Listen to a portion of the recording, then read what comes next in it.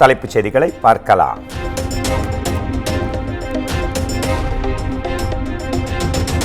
ஒகேனக்கலில் நீர்வரத்து 1,41,000 கன அடியாக அதிகரிப்பு. காவிரி கரையோர மக்களுக்கு வெள்ள அபாய எச்சரிக்கை.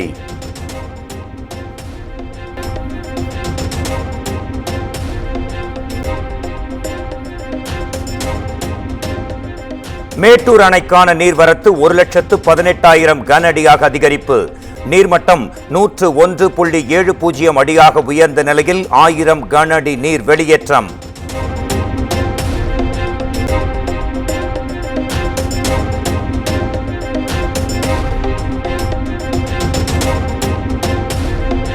காவிரி ஆற்றில் வெள்ளப்பெருக்கு காரணமாக பென்னாகரத்தில் உள்ள தாழ்வான பகுதிகளில் வெள்ளம் சூழ்ந்தது.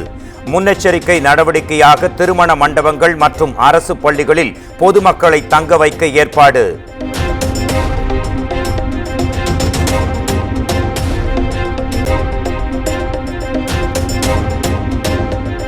நாமக்கல் மாவட்டம் பள்ளிப்பாளையத்தில் காவிரி கரையோர மக்களுக்கு வெள்ள அபாய எச்சரிக்கை. மேட்டூர் அணையில் இருந்து திறந்துவிடப்பட்ட நீரால் ஒலிபெருக்கி மூலம் பொதுமக்களுக்கு அறிவிப்பு.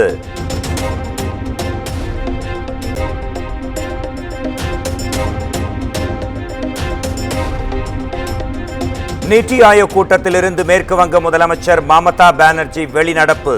5 நிமிடங்கள் கூட பேச வாய்ப்பளிக்கவில்லை என்று குற்றச்சாட்டு.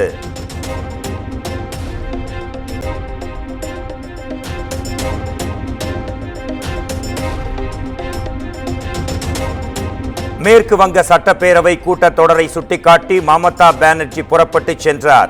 கூட்டத்தில் இருந்து வெளிநடப்பு செய்தது குறித்து நிதி ஆயோக் துணைத் தலைவர் சுமன் பெரி விளக்கம்.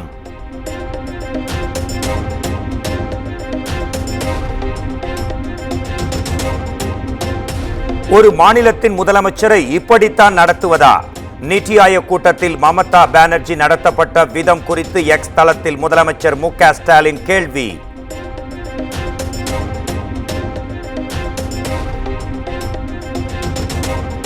மத்திய அரசின் திட்டங்களை தமிழ்நாடு 2ஆம் தரமாக நடத்துகிறது. கோவையில் பாஜக மாநில தலைவர் அண்ணாமலை குற்றச்சாட்டு.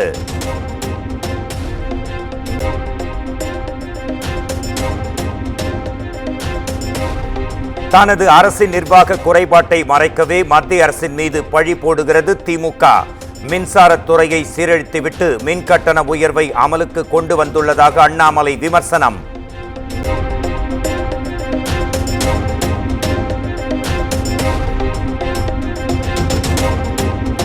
நிதி ஆயோக் கூட்டத்தில் தாம் அவமரியாதை செய்யப்பட்டதாக மமதா பானர்ஜி கூறுவது பொய் என அண்ணாமலை குற்றச்சாட்டு. கூட்டத்தை பற்றி முதலமைச்சர் மு.க. ஸ்டாலின் வெளியிட்ட வீடியோ முற்றிலும் உண்மைக்கு புறம்பானது என்றும் பேட்டி.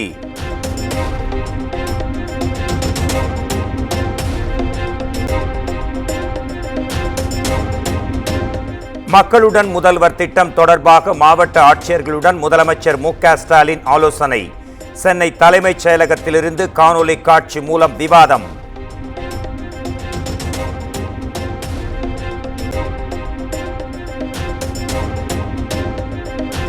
பட்ஜெட்டில் பாரபட்சம் காட்டுவதாக மத்திய அரசை எதிர்த்து அனைத்து மாவட்ட தலைநகரங்களில் திமுக ஆர்ப்பாட்டம். சென்னையில் நடைபெற்ற ஆர்ப்பாட்டத்தில் எம்பிக்கள் தயாநிதி மாறன், தமிழச்சி தங்கபாண்டியன் உள்ளிட்டோர் பங்கேற்பு.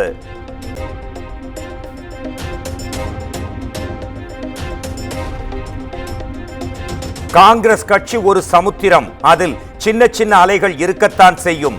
ஈவிகேஎஸ் இளங்கோவன், கார்த்தி சிதம்பரம் ஆகியோரின் வார்த்தை மோதல் குறித்து செல்வ பெருந்தகை விளக்கம்.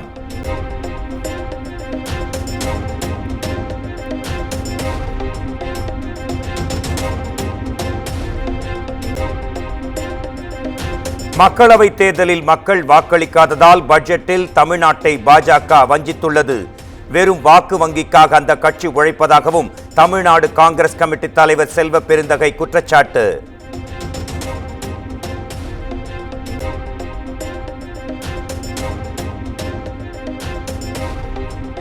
மாஞ்சோலையில் வசிப்பவர்களை தமிழக அரசு திட்டமிட்டு வெளியேற்ற துடிக்கிறது. புதிய தமிழகம் கட்சி தலைவர் டாக்டர் கிருஷ்ணசாமி குற்றச்சாட்டு.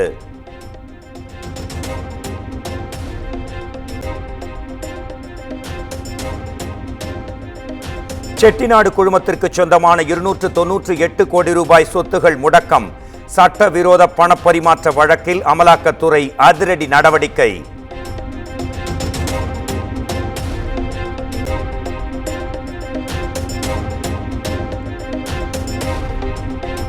நில மோசடி வழக்கில் முன்னாள் அமைச்சர் எம்.ஆர். விஜயபாஸ்கருக்கு உதவியதாக கைது செய்யப்பட்ட காவல் ஆய்வாளர் பிருத்விராஜ் நீதிமன்ற காவலை வருகிற 31ஆம் தேதி வரை நீட்டித்து கரூர் குற்றவியல் நீதிமன்றம் உத்தரவு.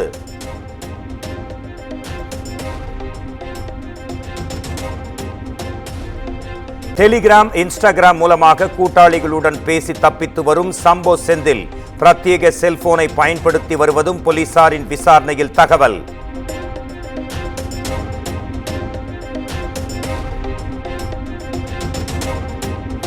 கொடைக்கானலில் உள்ள தனியார் தங்கும் விடுதிகளில் வருவாய்த்துறை மற்றும் காவல்துறையினர் அதிரடி சோதனை. கஞ்சா, போதை காளான் உள்ளிட்டவைகள் பறிமுதல் செய்யப்பட்டதாக தகவல்.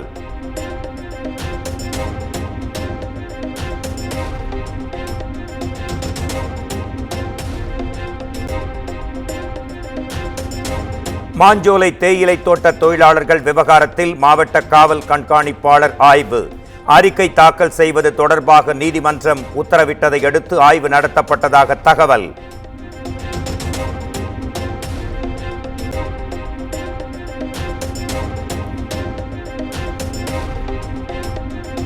கர்நாடகாவில் நிலச்சரிவில் சிக்கி உயிரிழந்த நாமக்கல் லாரி ஓட்டுநர் சரவணனின் உடல் நாமக்கல் கொண்டு வரப்பட்டு தகனம்.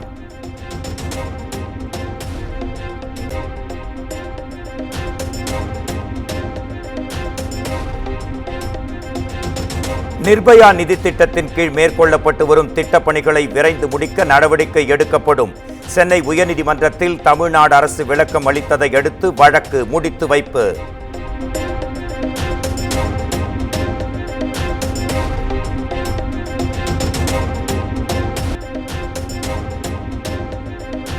வாணியம்பாடி அருகே வாங்காத கடனுக்கு நோட்டீஸ் வந்ததால் அதிர்ச்சி.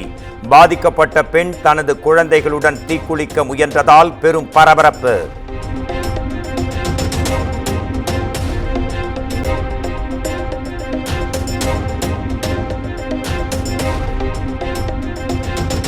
ஜம்மு காஷ்மீரில் பள்ளத்தாக்கில் இருந்து கார் கவிழ்ந்து கோர விபத்து. 5 குழந்தைகள் உட்பட 8 பேர் சம்பவ இடத்திலேயே பரிதாபமாக உயிரிழப்பு.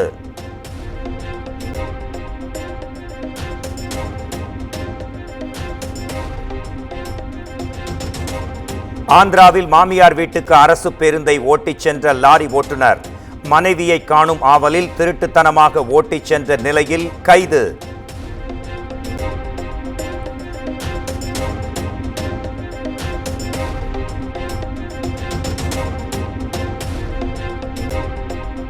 பாரிஸ் ஒலிம்பிக்கில் முதல் தங்கப்பதக்கத்தை வென்றது சீனா. 10 மீட்டர் ஏர் ரைபிள் கலப்பு இரட்டையர் பிரிவில் சீனா இணை தங்கம் வென்ற அசத்தல்.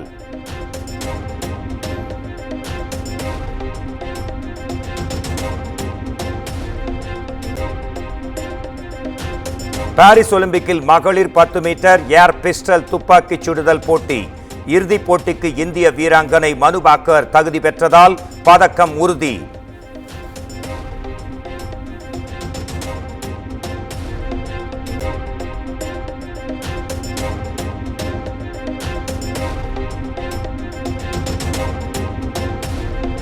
பாரிஸ் ஒலிம்பிக் போட்டியில் 10 மீட்டர் ஏர் பிஸ்டல் பிரிவில் இந்திய வீரர்கள் ஏமாற்றம்.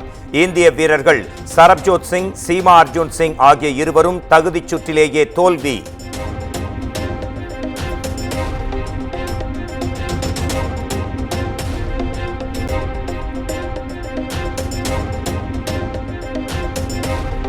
விக்னேஷ் சிவன் இயக்கத்தில் பிரதீப் ரங்கநாதன் நடிக்கும் லவ் இன்சூரன்ஸ் கம்பெனி நடிகர் எஸ்.ஜே. சூர்யாவின் ஃபர்ஸ்ட் லுக்கை வெளியிட்டது படக்குழு.